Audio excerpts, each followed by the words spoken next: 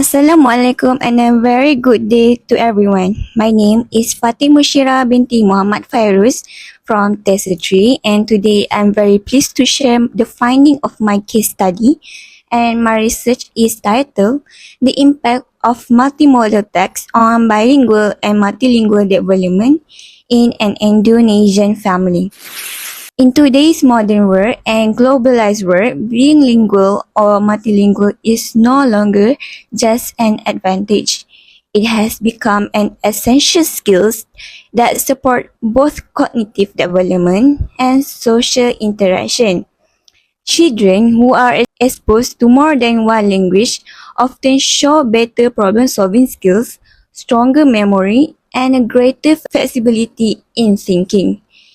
In addition, multilingual individuals are able to communicate across culture. This allows them to understand different perspectives and interact more effectively in diverse environments. However, despite these benefits, many parents still face challenges when raising bilingual or multilingual children. Managing 2 or even 3 languages at home can be confusing. So parents may worry that their children will mix language, become less fluent, or even lose their first language over time. Some parents also feel unsure about which language they should prioritize. Should they focus on English for academic success or maintain their native language for cultural identity? So, this question often creates uncertainty and stress. Therefore, the purpose of presentation today is to show how one Indonesian family successfully managed this situation. So, I will explain how they use modern digital tools such as YouTube, interactive ebooks, and educational applications to support their children's language development. More importantly, I will show how these tools help the children become more fluent in both language, Indonesian and English, while still maintaining their cultural identity. So this balance is very important because language is not only a communication tool, but also a reflection of identity, values, and cultural background. Second is the benefits of bilingualism and multilingualism. Before we go into the specific details of this case study, it is important to first understand why this family is putting so much effort into raising their children in a bilingual environment. We should ask ourselves, what are the real benefits of doing this? And research shows that the advantage of bilingualism and multilingualism are not limited to just being able to speak more than one language. In fact, the benefit is much wider and can influence different areas of child development. So this benefit can be grouped into 3 main areas, which are cognitive, academic, and socio-cultural. First, let us look at the cognitive benefits. When a child uses 2 languages, their brain is constantly active. They need to switch between different vocabulary, sentence structure, and grammar rules depending on the situation. This process requires focus and control, which help them to strengthen the brain's execution function. Execution function refer to important mental skills such as attention control, memory, and the ability to manage tasks. But because bilingual children practice these skills regularly, they often become better at multitasking, focusing on one task, and ignoring distraction. So in simple terms, using 2 languages work like a mental exercise for the brain. Just like the physical exercise strengthens the body, this type of mental activity helps the brain become stronger, more flexible, and more adaptable when facing different challenges. Second, we move to the academic benefits. There is a common belief that learning more than one language might confuse children or slow down their learning. But however, research has shown that this is not true. In fact, bilingual children often have an advantage in learning because they are exposed to more than one language system. They develop a better understanding of how language works. They become more aware of sentence structure, word meaning, and grammar pattern. This deeper understanding helps them in reading, writing, and overall academic performance. So in addition, bilingual children usually find it easier to learn a third or even fourth language later in life. They already have a strong language foundation which allow them to recognize patterns and learn new vocabulary more quickly.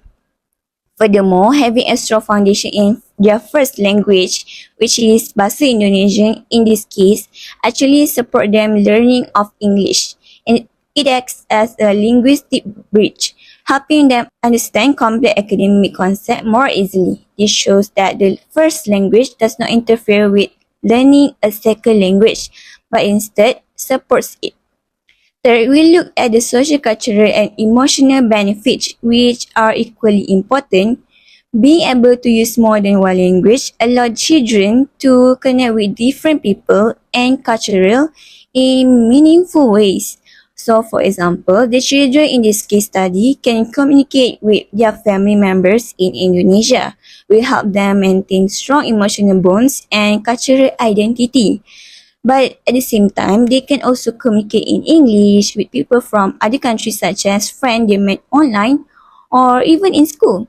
This experience helps them develop empathy, which means they are more able to understand other people's feeling and perspective. It also builds cultural intelligence, which is the ability to interact effectively with people from different cultural background. As a result, these children grow up understanding that there are different ways of thinking and living. This made them more open-minded, respectful, and adaptable in different social situations. They are better prepared to become global citizens who can function confidently in a diverse world. By understanding all of these benefits, we can clearly see that the multimodal tools used by this family, such as video, ebooks, and educational applications, are not just for entertainment. Instead, these tools are used in a meaningful and purposeful way. They are long-term investment in the children's cognitive development, academic success, and a personal identity as bilingual and multilingual individuals. Now, let us move on to the main focus of this case study, which is the family involved. In this study, I observed two children who are between 6 and 10 years old. These are important developmental years because children at this age are highly active in learning language, both socially and academically. They live in a bilingual environment where Bahasa Indonesia play a very important role. It is mainly used at home for daily communication, such as conversation during meals, family activities, and religious practices. It is also the language used for emotional bonding, which make it very meaningful to the children. At the same time, English is also very important in their life. The children attend an international school where English is the main medium of instruction. So this means that all subjects including science, mathematics, and even group discussion are conducted in English. So one of the most interesting findings in this study is that the children do not mix language randomly. Instead, their language use is structured and depend on the context. So for example, when they are at home, they naturally use Indonesia. However, when they're in school or interacting with friends on the digital media, social media, they switch to English without hesitation. This shows that they are aware of when and where to use each language. So this ability is known as context-sensitive language use, and it reflects a high level of language awareness even at a young age. To understand this pattern more clearly, let us look at their daily language exposure. Based on the data collected, about 40% of their daily communication take place in Indonesia at home. Another 40% is spent using English in school setting. The remaining 20% involve a mix of both language, especially when interacting with friends or engaging with online content. So this balanced exposure is very important because it prevents language dominance. In other words, one language does not replace the other. This situation is known as additive bilingualism, where a second language is learned without weakening the first language. This is considered the most ideal outcome in bilingual development. A child language development does not happen in isolation. It is shaped by different environments that the child interacts with every day. In this case study, we can clearly see three main environments. First is the home environment. This is a safe and supportive space where children feel comfortable expressing themselves. Parents play an important role here as language models and facilitators. I observed that the parents use interactive e-books and Islamic-themed digital media to support learning. So, for example, when reading a digital storybook, parents may pause and explain certain words or ask questions to check understanding. This type of interaction helps children connect English vocabulary with their daily experience and cultural values. It is also make the learning more meaningful because it is not just about memorizing words, but also understanding their context. Second is the school environment. This is a more formal setting where language is used for academic purposes. The children are required to understand instruction, read textbook, and participate in a discussion in English. This requires a higher level of language proficiency, especially in understanding complex ideas and abstract concepts. For example, understanding a science experiment requires not only vocabulary knowledge, but also the ability to follow explanation and think critically. Third is the peer environment. This is where language is used in natural and social way. When interacting with friends, the children often use English while playing games, watching videos, and or even communicating online. In this context, the focus is not on grammatical accuracy, but on communication and social connection. Children learn new expressions, slang, and conversational skills through this interaction. These three environments work together and continuously influence the children's language development. Each environment plays a different role, but all of them are important in shaping the child's overall language ability. To better understand how these children learn language effectively, we can look at the concept of scaffolding, which is part of the zone of proximal development, introduced by Lev Vygotsky. The zone of proximal development refers to the gap between what a child can do independently and what they can achieve with guidance. So, in other words, it is the space where learning is most effective because the task is not too easy, but also not too difficult. Scaffolding is the support given by a more knowledgeable person, such as a parent or teacher, to help the child move from the gap toward independent learning. This support is very important, especially when children are learning a second language because they may not always understand new vocabulary or sentence structure on their own.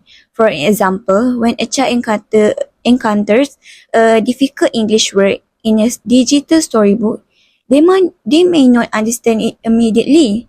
Instead of leaving the child confused, the parents step in and provide guidance. The parent may explain the meaning using a familiar Indonesian word, give an example sentence, or even related it to the child's real-life experiences. So, for instance, if the word is hungry, the parent might say hungry means lapar, or connect it to the child's daily routine. This makes the learning process more meaningful and easier to remember. Over time, as the child becomes more familiar with the words, the support is gradually reduced. Eventually, the child can understand the use of word independently without a help from parents or teacher. This shows that the learning is not something happen instantly. It is gradual process that require time, interaction, and repeated exposure. This also highlights that parents play a very important role, not just a caregiver, but as an active supporter in their child language development. The second theory that explains the children learning is input hypothesis, developed by Stephen Krashen. So this theory suggests that language is acquired when learners are exposed to input that they can mostly understand. This is called comprehensible input. This means that children do not need to understand every single word in order to learn. Instead, they only need to understand the general meaning of what they are seeing or hearing. In this case study, the children are exposed to multimodal text such as video, animation, and interactive games. This material combine visual and audio elements, making it easier for children to understand meaning. For example, when watching a cartoon, children can understand what is happening through the character's action, facial expression, and tone of voice, even if they do not understand all the vocabulary. Even if they do not understand every word, they can still follow the story or message through images, action, and sound. This helps them learn new words naturally over time. Another important concept is the affective filter. This refers to emotional factors such as anxiety, motivation, and confidence. When children feel stressed, afraid, or pressure, their ability to learn becomes weaker. However, when they feel relaxed and enjoy the learning process, their ability to absorb the language becomes stronger. Because of this, children are learning through fun and engaging activities such as watching video or playing games on the internet. The affective filter is low. This creates a very positive learning environment. This explains why children often learn language more effectively through meaningful and enjoyable activity compared to traditional memorization method. In other words, when learning feels like a play, children are more open to learning and more willing to participate. The final concept is the iceberg model introduced by Jim Cummins. This model explains two types of language skills, BICS and CALP. BICS refer to basic interpersonal communication skills used in everyday conversation. These are simple social language skills that children use when talking to friends or family. These skills are usually developed quite quickly because they are used in daily interaction. CLLP, on the other hand, refer to cognitive academic language proficiency.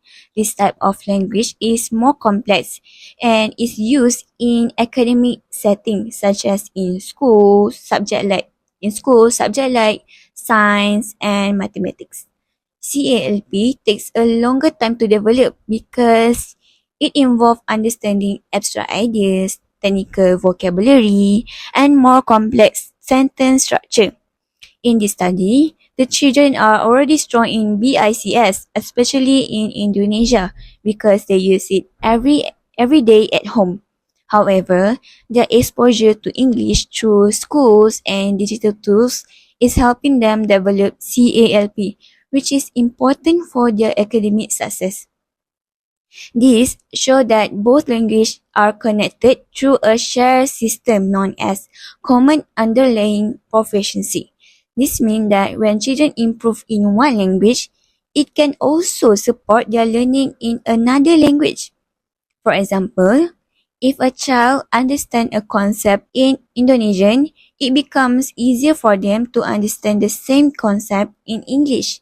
This proves that the first language is not a barrier, but actually a strong foundation for learning additional language. Before I move to the conclusion, it is also important to discuss the challenges and limitations of bilingual and multilingual development in this case study. Although this study highlights many positive outcomes, the process of becoming bilingual is not always simple or without difficulties. There are several challenges that both children and parents may experience throughout this journey. First, one major challenge is language imbalance.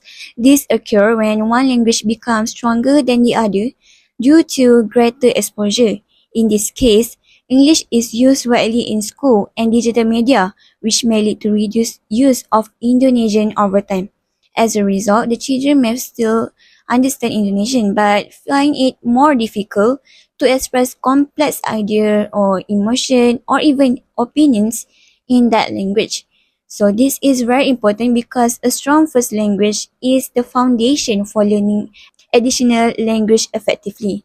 Second, there is the issue of over dependence on digital tools. While multimodal tasks such as video, ebooks, and application are very useful for language learning, excessive excessive use may create a passive learning habit. For example, children may spend more time watching or listening rather than speaking or interacting. This becomes a concern because language development requires an active communication among each other, not just exposure. Therefore, real-life interaction with parents, family members, or peers remain essential in developing strong speaking and social skills. Third is another challenge is code switching and language mixing. Bilingual children often switch between language within the same sentence or conversation, especially when they lack certain vocabulary. Although this may appear as confusion, it is actually a natural stage in bilingual development. It shows that the child is actively using both language. However, if not guided properly, frequent mixing may affect accuracy, especially in formal or academic contexts. Fourth, we must also consider the challenge of maintaining cultural identity. As a children are as children are increasingly exposed to English through global media, they may become more influenced by external cultures. If this exposure is not balanced, there is a possibility that they may gradually lose connection with their own cultural values, tradition, and even language. For instance, they may prefer using English in most situations or feel less confident using Indonesian in formal contexts. So this highlights the important role of parents in maintaining cultural practice and ensuring that their first language remain meaningful in daily life. Another important challenge is parental consistency and commitment. Raising bilingual children require continuous effort, planning, and involvement from parents. Parents need to constantly provide the opportunities for children to use both languages. However, not all parents may have the time, resources, or confidence to do this effectively. Without consistent support, it may be difficult for the children to achieve balanced bilingual development. Finally, there is the challenge of academic pressure. Since English is the main language used in school, children may experience pressure when learning complex subjects in a second language.